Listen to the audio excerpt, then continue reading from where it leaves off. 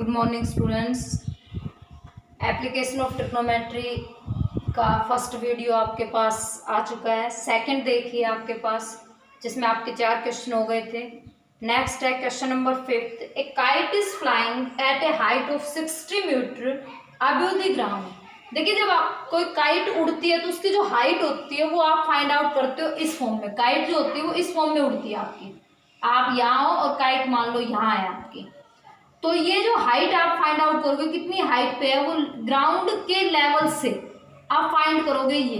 तो ये जो हाइट आपके पास है वो गिवन है 60 मीटर। हाइट आपके पास है 60 metre and the string attach to the kite is temporarily tied to a point on the ground. यहाँ ग्राउंड पे टाइट कर दी गई है यहाँ पे इसको। The inclination of the string with the ground is 60 degree. जो एंगल आपके पास बन रहा है वो कितना है, 60 डिग्री का। Find the length of the string.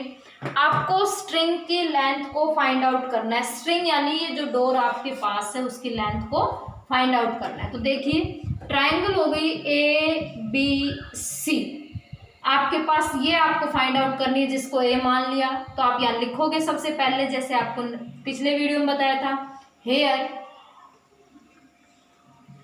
AB equals 60 metre and AC हो गया H एंड एंगल यानी थीटा आपके पास हो गया 60 डिग्री। तो इन ट्रायंगल ABC जो आपको फाइंड आउट करना है वो आप लिखोगे ऊपर, और जो आपको गिवन है वो लिखोगे अपॉन में। तो आपको फाइंड आउट करना है AC और गिवन आपके पास है AB।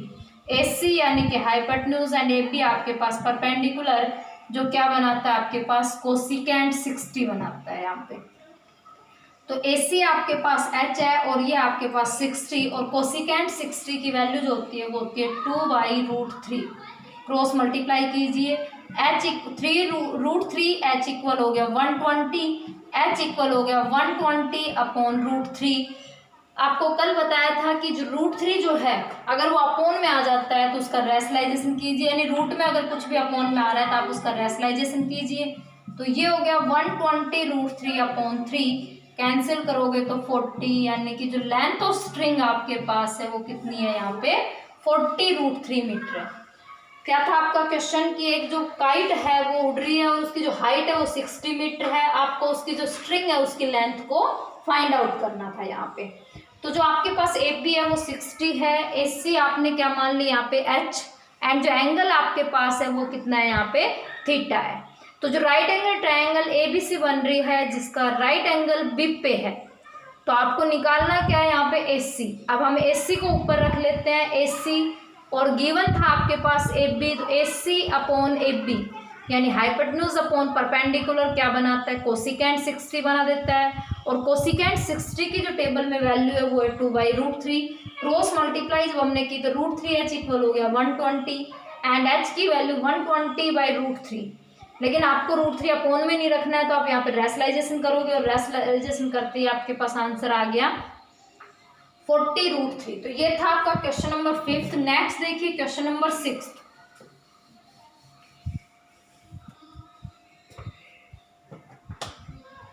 क्वेश्चन नंबर 6 ने क्या कहा है, a 1.5 metre tall boy, a 1.5 metre tall boy, ये मान लेते हैं 1.5 मीटर टॉल बॉय है, इज स्टैंडिंग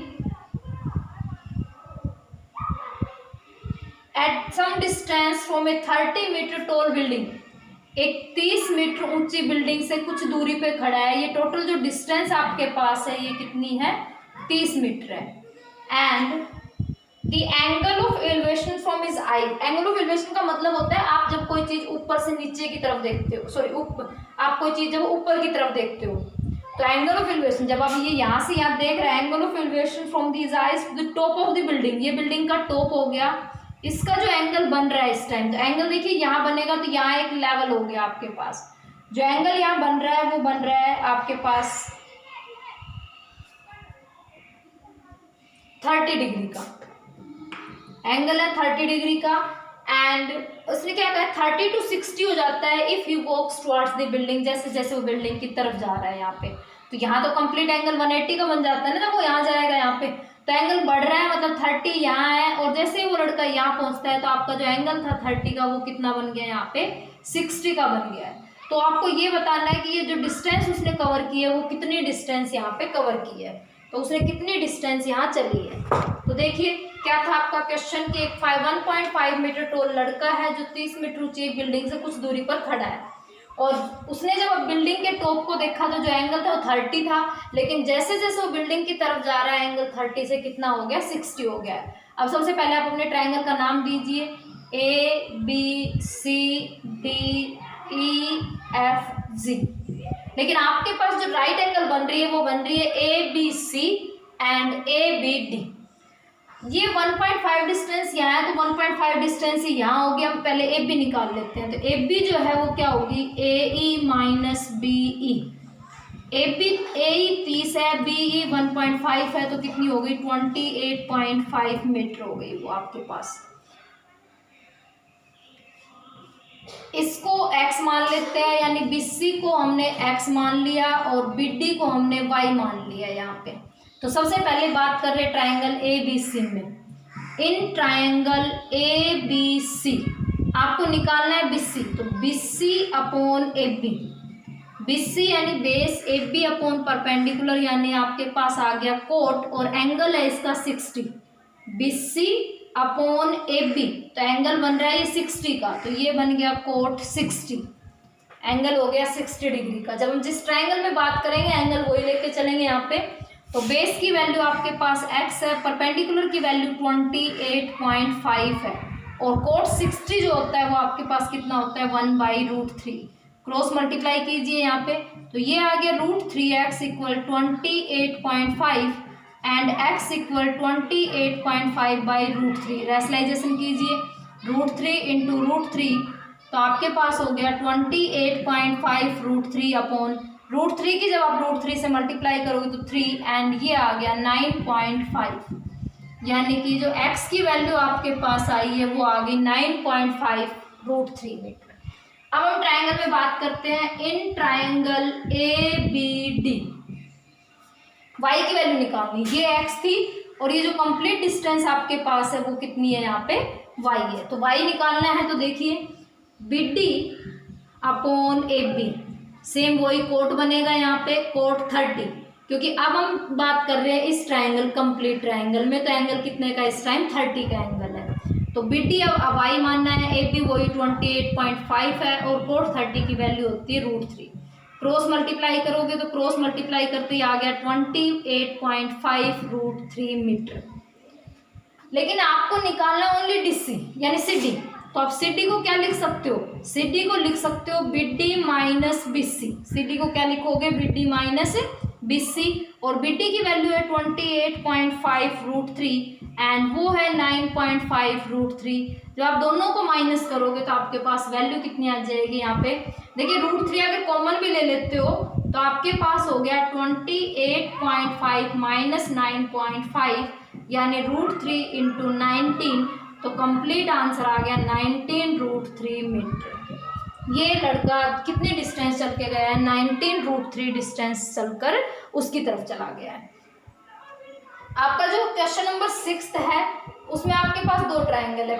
5th क्वेश्चन तक एक ट्रायंगल आ रही थी, अब आपके पास एक ही फिगर में दो ट्रायंगल है। देखिए क्वेश्चन इजी हो जाएंगे अगर आप फिगर को समझ पाए, अगर फिगर समझ में नहीं आएगा तो क्वेश्चन हार्ड अपने आप ही होने है ये। तो इसने क्या कहा था, एक 1.5 मीटर टोल जो लड़का है वो 30 मीटर एक जो ऊंची एक बिल्डिंग है उससे कुछ डिस्टेंस पे खड़ा हुआ है, और वो जैसे ही उसके टॉप को देखता है तो उस टाइम जो उसके आई से जो टॉप का एंगल बन रहा है वो 30 का है, लेकिन जैसे जैसे वो बिल्डिंग की तरफ चलता है वो 30 से एंगल 60 का बन जाता है आपके पास। तो आपको ये बताना है उसने कितनी डिस्टेंस कवर की है, तो उसने ये डिस्टेंस कवर की थी, ये डिस्टेंस हमें निकालनी है। दो ट्रायंगल आपके पास गिवन है, आप रफली अपने दो ट्रायंगल बना सकते हो, फेयर में नहीं बनाओगे, फेयर में फिगर एक ही रहेगा। हाँ, रफ में आप अपनी दोनों ट्रायंगल अलग से बना के सोल्व कर सकते हो, जैसे ABC को अलग बनाया और ABD को अलग बना सकते हो, लेकिन फेयर में आपकी एक ही ट्रायंगल रहेगी। तो लास्ट आंसर आ गया 19 √3 मीटर। ये था क्वेश्चन नंबर 6। नेक्स्ट देखिए question number 7।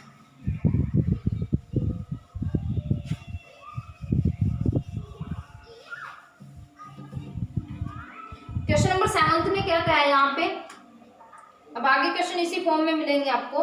From a point on the ground, from a point on the ground the angle of elevation of the bottom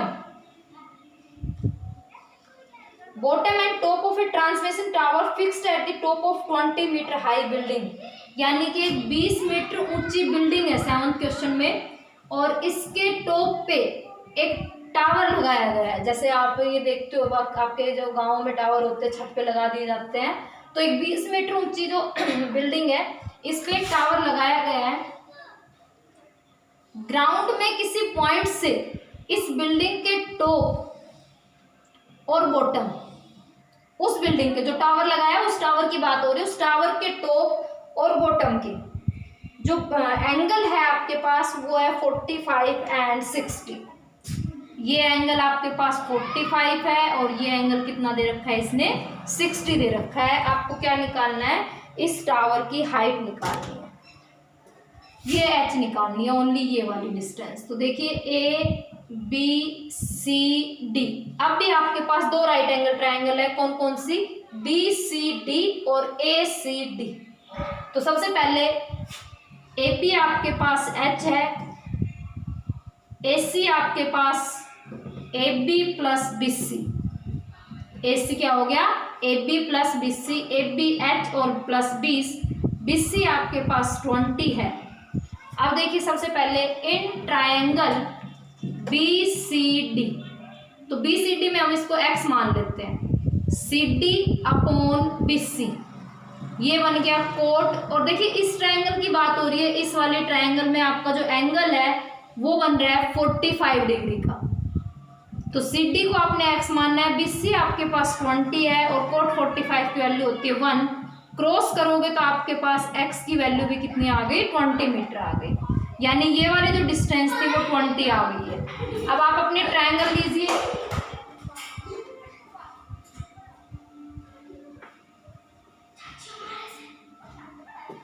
अब आप अपने नेक्स्ट ट्रायंगल लीजिए A C D, in triangle A C D. अब आपके पास सभी side given है, ये वाली साइड नहीं है, तो इसको मान लेंगे हम ए सी अपॉन सी डी, ए सी परपेंडिकुलर ये बेस, तो ये बन गया 10। एंड बात कर रहे हैं कंप्लीट ट्रायंगल में, तो जो कंप्लीट ट्रायंगल आपके पास है उसमें एंगल हो गया 60 डिग्री का। ए सी आपके पास है h प्लस 20, सी डी आपके पास आया 20 एंड 10 60 की वैल्यू होती है √3, क्रॉस मल्टीप्लाई कीजिए तो h प्लस 20 इक्वल हो गया 20 √3, 20 को उधर लेके जाओगे माइनस, तो 20 √3 माइनस 20, एंड अगर आपके पास 20 कॉमन आ रहा है तो ये हो गया √3 माइनस 1 मीटर। आप यहीं छोड़ सकते हो, आपको h की वैल्यू यहाँ पे फाइंड आउट करनी थी। ये था आपका क्वेश्चन नंबर 7। क्वेश्चन नंबर 8 जो है वो सेम इसी तरीके से है, आज आपको क्वेश्चन नंबर 8 और करना है यहाँ पे, बाकी नेक्स्ट वीडियो में।